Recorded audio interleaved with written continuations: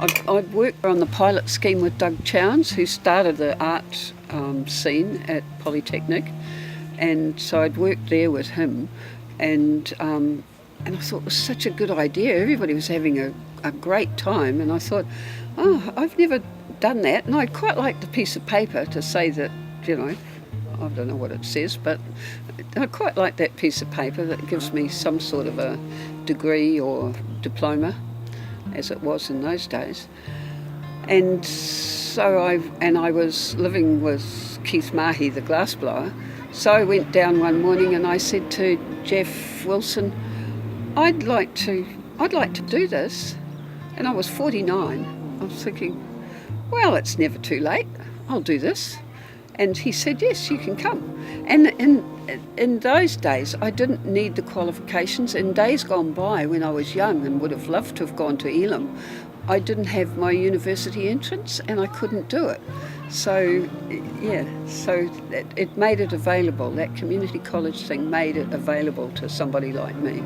And I learnt to cast glass. Keith was my tutor, but there were other tutors as well. Doug Chowns was one of my tutors as well for drawing. So I learnt to draw and do stuff like that. Ellie Smith was, she taught me how to do all sorts of bookwork and write the history of things and that was relevant to what I was making in glass, and they were big influences in my life then. Those 3 years that I was up at Polytech, they were the best years of my life. I just loved it. Yeah. I just ate and slept and drank and just did art. When I finished Polytechnic and I got a scholarship to go to Pilchuck School of Glass in Seattle, and that was great. You had great tutors and I did a sandcasting course with glass.